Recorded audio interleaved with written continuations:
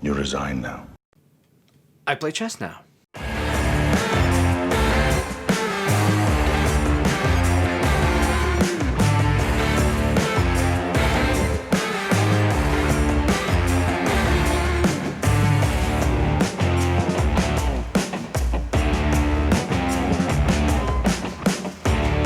Hey, what's up? I'm Ken. This is kenfuTV, and each week release videos in the martial arts, philosophy, technique, training, that sort of thing. So if that's the kind of thing that you're into, I hope that you comment and like and subscribe and share and do all of the things. But today, let's talk about chess. So surely by now you've heard of the Queen's Gambit. It's on Netflix. If you haven't seen it, I guess you could pause this and you could just go watch it. But don't worry, I won't be having any spoilers in this. This is not about that. It's about something that's been on my mind that this has kind of opened up for me a little bit. First off, for a long time, I didn't watch the show at all because every time it would come up, I was a big fan of the Arrow TV show, especially at least early seasons, later seasons. So when I would see the words Queen's Gambit, I was like, oh my God, is there some kind of show about the boat that crashes, that strands him on the island and all of this stuff? But no, then it'd be like, oh no, there's something about chess. Looks interesting. I don't know. I'll get around to watching it sometime. Meanwhile, I've been in the process of filming a video or maybe a series of videos on the game of Go, because that's something that I don't know. I've got this. When you see the videos, you'll see the direction I was going with that. So it's not just about the game. It's about, well, it's martial.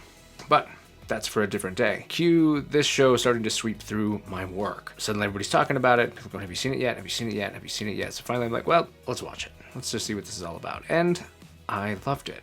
It was filmed spectacularly. The actors were amazing. I can't think of a single person in the entire show who I could say didn't do a good job in their acting. The lighting and the set design and the colors and the music, everything about it was awesome. I just really, really enjoyed it. In fact, I'm probably going to watch it again here soon. But truly, it's not a show about chess.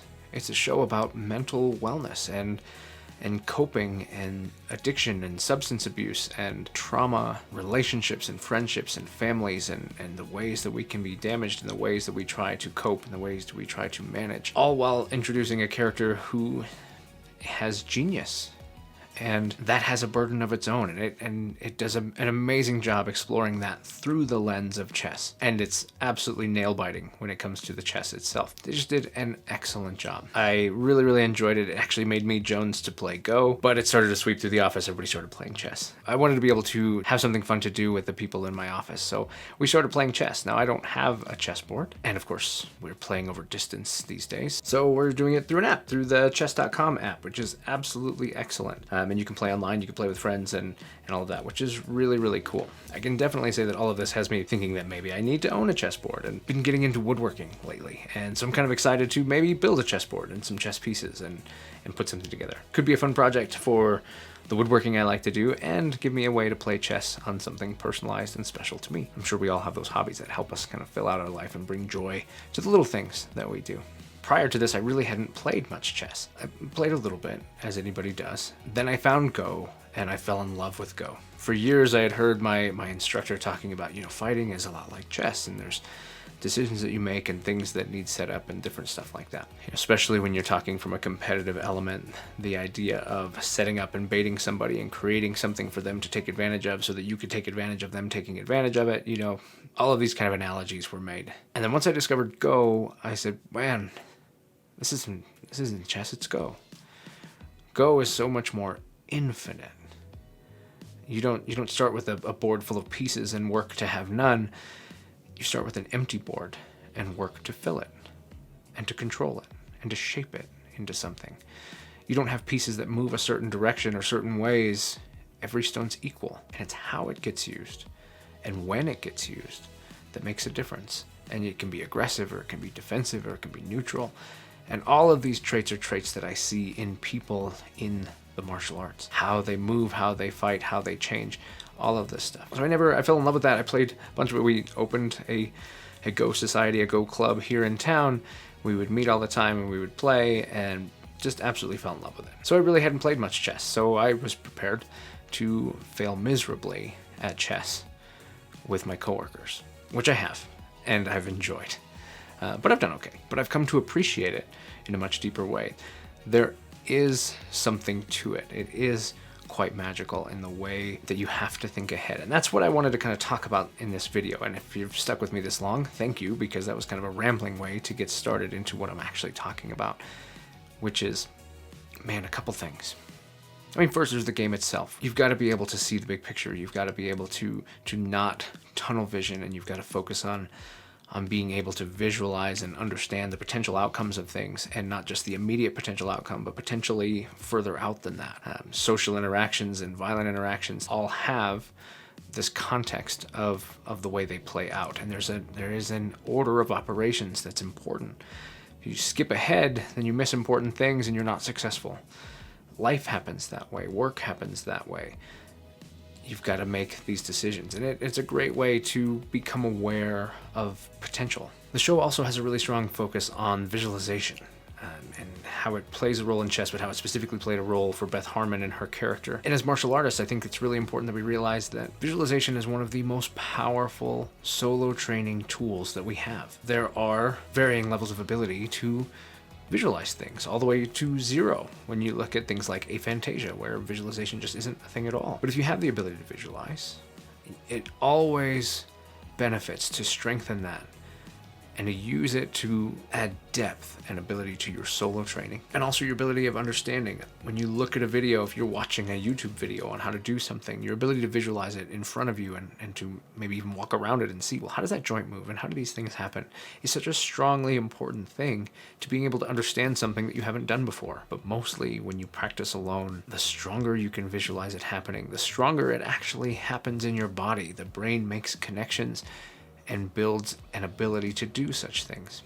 I thought they did an excellent job of demonstrating that in the show as well. And the show talks about how sometimes we latch on to something in order to give us hope, to give us something. If we've had trauma or we struggle with mental health in our lives and we struggle to latch onto something that makes us feel whole. I feel safe in an entire world of just 64 squares. Well, sometimes that's why people walk into the dojo, is they're looking for that. It is their chess. They're the Beth Harmon and they're finding their way. And we've got to be careful with that as instructors and dojo owners and things. We've got to be careful that it can be not great. It can give somebody something really good, and I obviously believe in it. If you've watched videos on this channel, then you know that I believe in the ability for the martial arts to help people. Watch this video on mental health specifically. I'll drop it down in the description as well. I feel strongly that it has the ability to help people heal, but it also has the ability to help people latch on and to become obsessive and to avoid the things that they need to deal with in their life by latching onto something that they want to deal with in their life. And we've got to be careful about that too. Life needs to have a balance. When we're training people, we've got to have an eye out for that and be able to clue into when something is not right, when something is more than that. Scrolling TikTok the other day and saw a video by somebody. More on that later. I'm really hoping that something comes of that. I really want to make something happen with this person. But there was a video about trauma and ADHD and how the symptoms of ADHD and trauma can mirror each other very well, and that sometimes when you think somebody is just restless and can't focus and has all of these different things going on, that it's actually not a attention disorder, but a result and a coping of trauma. And that opens my eyes to a lot of things. It opens my eyes to the potential that not everything you see is what you think it is. I've talked a little bit about this before. Another video here on the invisible world, a place that's in our mind that is happening around us all the time that we don't see and we've got to pay attention to. And if you haven't seen The Queen's Gambit, when you watch it, watch her. Spend time looking at her as a person and how her life goes and the decisions that she makes and the way that she chooses to let people in or push people away, because it might show you something about the people around you. And maybe you need to make a phone call. Maybe you need to go see somebody and talk to them and just be there for them, because you don't know. The dojo has a way of gathering people who are going through things and need help and need companionship and friendship and maybe a physical outlet and some endorphins or whatever. And we bring that, we give that. That's what we want to give to the world. So ultimately, this video is not about chess. It's not about The Queen's Gambit. It's about life and just how those particular things brought some of these to mind for me. I'm still really looking forward to putting together this Go video or series of videos. Haven't decided. There's a lot there for me. So maybe that will still come to fruition. I've got some footage and I got some things I want to refilm. So we'll see about that. But right now, let's check in with Ken from the future with comments about last week's video. Okay, Ken from the future. Time to look at comments from last week's video on using the right tools and how important that is. First off, Riverside Martial Arts says, I enjoyed listening to your point of view. Many years ago, one of my early instructors, who was a police officer, told me that we would train the same things with different objectives. My goal was to defend and get away. His goal was to defend and contain. We use the same basic structure with different finish line. I love that. I absolutely love that. I think more time needs to be spent with that understanding of context in mind. This idea that what I need to accomplish and what you need to accomplish could be totally different things. I have the opposite. I'm not law enforcement, but I train and work with law enforcement. And it's important to recognize that their goals are going to be different. What I might do could be the exact opposite of what they should do. And what they should do could get me killed. You know, they're putting their lives on the line, having to do and respond to things in a way that I should maybe just leave and then call them and then have them finish the problem, you know. So I think that's awesome. I think that's just so excellent. Karate Unity, first off. Hey, Chris. You guys need to go check out his channel too. He's doing amazing things. Interviews especially are incredible. Karate Unity says, knowing your why is key. This is the reaction I got from your vid. Target focused and intentionality backed by solid principles is where it's at. 100% Chris. I know that we're on the same wavelength on this stuff.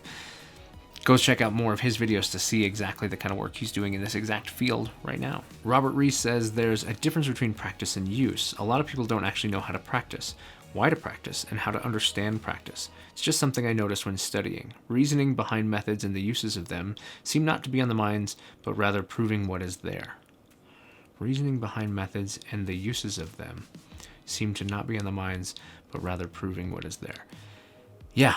If I'm tracking that right, I feel like you're right. We get off base and we spend time trying to look like we have all the right answers, that we know everything, and that we are this ultimate sage martial artist who has everything, when really we should be studying, we should be understanding. We don't have all the answers. We should know that we don't have all the answers, and we should continue to try and to dig and to understand, and that it's okay to not try to prove this or that, but instead to understand, come to an understanding, and continue to practice and build and gain knowledge. Robert, thanks for the comment. Akudafiri says, I agree to your notion that the goal is important to consider. Techniques are designed to work in a specific way and thus context. But nonetheless, I think it is undeniable that many movements are alike and incorporate similar if not the same principles. Often it is just one aspect you have to change for a technique to fulfill a different purpose. So the definition of techniques gets very blurry, and for me it comes down to learning the principles behind the techniques, as I then am able to incorporate them into other techniques and make up variations if needed. Though in the end, I think it is really a kind of a balance you have to strike between practicing and drilling a movement, and to be able to fit it or its principle into a situation. It's sort of the same though. I don't disagree. There's a lot to unpack there, and I really appreciate your comment on this. The thing for me that stood out is that I see a lot of people digging deep into things that take them very far away from what they do. I don't disagree. In the hunt, I find many things that I'm interested in that I want to dig down to as well. And I guess I came at it from the perspective of a teacher, from somebody who's passing an art along. If I'm constantly hunting and finding other things that I think look really awesome or possibly do this or that, and I pull them in, well, how long can I do that before I start no longer teaching what I used to teach, or no longer passing on the art that I used to practice, before that art becomes a different art, because I've dug so deep into the wrestling aspects of karate that now I'm teaching wrestling and not karate. You know, I've dug so deep into the weapon aspects of something that now I'm teaching that instead of this. So I agree. I think principles are so important. And if you look at the principles, then you will absolutely find that all this stuff overlaps. All this stuff comes together, and movements that you do for one thing possibly have a totally different context if you do it with a different intent. This time I intended to strike, that time I intended to put him on the ground. I think for me it was just a reminder that not everything is the right answer. It might be worth noting and filing away and recognizing that it is an answer and it might be important someday, but it doesn't make it the right answer. Just because if I scroll up, I've got Somebody by the name of DD that says, I used a pipe wrench as a hammer yesterday. I knew somebody would mention something like that. It doesn't mean that I can't. I understand the principle of hammering a nail or whatever it is that I'm hammering. And so anything that has the structure and ability and impact amplification that I'm looking for can be a hammer does not make it the right tool. It just means that it might solve the problem. And I think both are very relevant in the martial arts. We've got to solve the problem. If we're not in a position of solving the problem, then why not train the right tool so that that tool is the tool we have with us when the time comes? But understanding the principle allows us to use a substitute tool if necessary. I don't know. That was a lot to say. Honestly, Akurafiri, you gave me a lot to think about, and I really appreciate that. That's it for the comments this week. Let's do this again next week. Okay, guys, that's it. That's it for this week. I hope that you enjoyed this. I hope that you comment with your thoughts and things, and then we'll talk about those comments next week. If you are new here and you like what's going on, I hope that you subscribe. If you want to see more videos like this, you can hit this playlist right here, and a couple more videos that I think you might like right here. I'm Ken. This is kenfuTV, and I'll catch you in the next one.